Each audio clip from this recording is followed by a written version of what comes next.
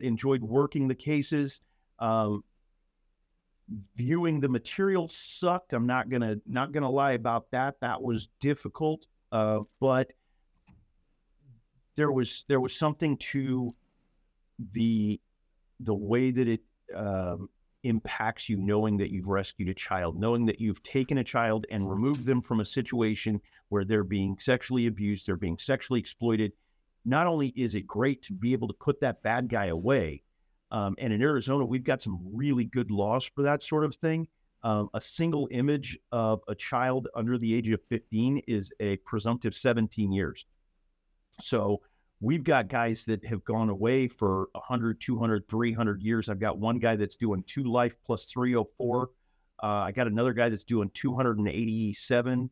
Um, so, it's great to be able to hold these offenders accountable, but to know that you've also been able to protect that child and get them out of that position and give them an opportunity to go and live a normal life. I couldn't see myself doing anything else. And so after 10 years of that, I was retirement eligible, and the years of viewing the materials was starting to weigh on me. And so I decided to go ahead and retire. And at that time, I was also teaching at Arizona State. And so I decided to go into a teaching role and kind of pass it on. But I loved the 10 years that I did. And I still kind of keep my fingers in it a little bit with going out and educating students, going out and educating parents, and then writing my book to be able to get it out to the larger world of, here's some of the stuff that's out there. Here's some of the people that are talking to your kids, and trying to help parents be educated about what's out there, so that hopefully my Padawan who took over my job doesn't have to work as hard as I did. Yeah. Good reference, by the way. I like it. I like it. Star Wars. Okay. So let's rewind. You get into this. You basically create the position.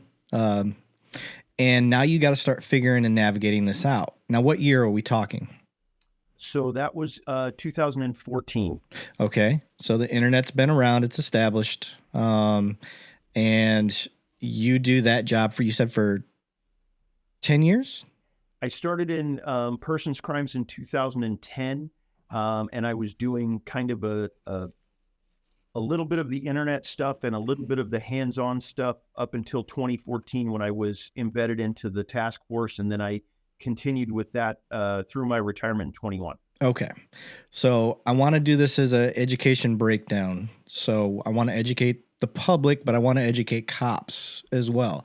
So getting started in a position that didn't exist, what were the difficulties? What was the training? Did it exist? What did you eventually get trained in? I'm sure some stuff developed over time if it hadn't already existed then. Just curious how you started overcoming stepping into a role that you're basically creating. Right. So initially, it was just kind of mentoring with my buddy, Rob Westerfield, who was our forensic examiner at the time. He was kind of the on again, off again internet crimes. If a case came down here, because he had the forensic background, he was able to work some of those cases, but that he wasn't doing any of the proactive stuff. It was just if a case came to him. And so I was learning some of the ins and outs of the forensic side from him, and learning a little bit about how some of the systems work that these predators are going to. When I finally got the position and embedded with the task force, that's when the education really sunk in, and it was like drinking from a fire hose, man, because I bet. First of all, there's a million apps out there, and kids are on all of them. And so I'm having to learn how to navigate all of these different apps, what they do, how they do it, how to preserve the information, how to get the information to be able to provide to an attorney for prosecution. I'm learning the reactive side of it from all of the different cases that we're getting, and the things that we're getting from the National Center for Missing and Exploited Children, because NCMEC is the clearinghouse. So all electronic service providers in the country are required, if they come across information that they think is exploitive or abusive of children to report it to the National Center. And then the National Center compiles that, sends it out to the agencies to be able to conduct the investigations. And when I started in 2014, the National Center was receiving, on average, about 4 million reports a year of that sort of thing.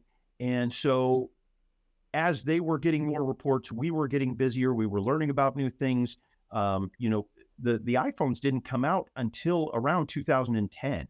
Right. And so the apps were still fairly new. They had the Yahoo chat boards and different kinds of things online, but the availability for predators to go after kids remotely was just really starting to boom.